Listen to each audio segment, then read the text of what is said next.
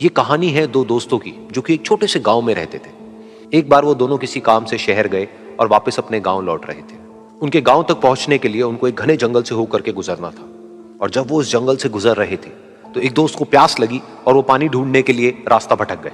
थोड़ी ही देर बाद शाम हो गई और रात होने ही वाली थी। तो उन दोनों की नजर एक गुफा पे पड़ी जो कि पेड़ों से घिरी हुई थी चारों तरफ से। तो उन्होंने सोचा कि यही जगह ठीक है रात बिताने के लिए।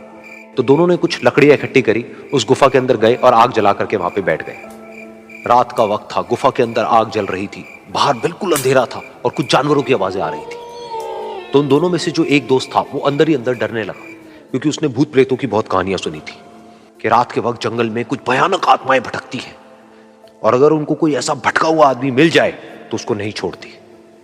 तो जब उसने भूत प्रेतों की बात अपने दोस्त से करी तो उसके दोस्त ने हंसते हुए उससे पूछा, क्या कभी तूने किसी भूत को देखा है? तो उसने कहा, नहीं मैंने तो नहीं देखा, लेकिन मेरे कुछ जान पहचान के लोग हैं जिन्होंने देखा है।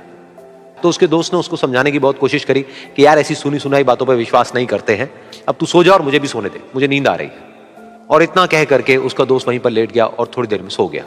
लेकिन वो जो अंदर से डरा हुआ था वो लेट तो गया, लेकिन उसको नींद नहीं आ रही थी। उसको लग रहा था कि शायद यहां पर कहीं कोई है जो छुप करके कहीं से उसको देख रहा है। उस आग की वजह से कुछ परछाइयां बन रही थी वहां पर पत्थरों पर, तो उन परछाइयों को देख करके भी वो डर रहा था। फिर कुछ घंटे तक ऐसे ही चलता रहा। फिर उसके बाद में क्योंकि वो थका हुआ था तो उसको नींद आ गई। लेकिन नींद आने के कुछ देर बाद ही उसको एक सपना आया।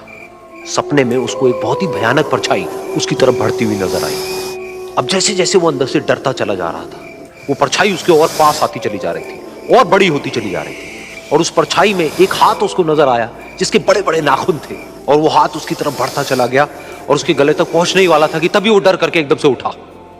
फिर उसने अपने दोस्त की तरफ देखा जो कि सो रहा था, उसको पकड़ करके जोर से उठाया।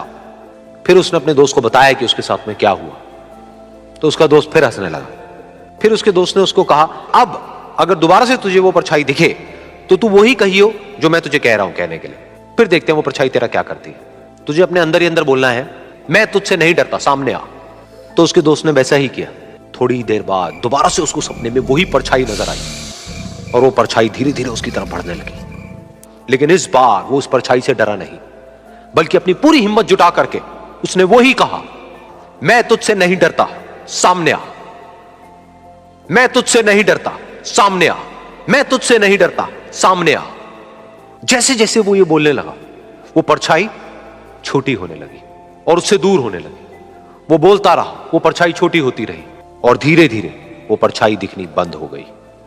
बिल्कुल ऐसा ही हमारी जिंदगी में भी होता है। हमारे अंदर जितने भी डर है, उससे हम जितना डरते हैं हम उतना ही छोटे होते चले जाते हैं और वो डर उतने ही बड़े होते चले जाते हैं। लेकिन अगर हम अपने अंदर के डरों से नहीं डरते हैं और उसका सामना करते हैं तो दुनिया का ऐसा कोई भी डर नहीं है जो कि हमें डरा पाए।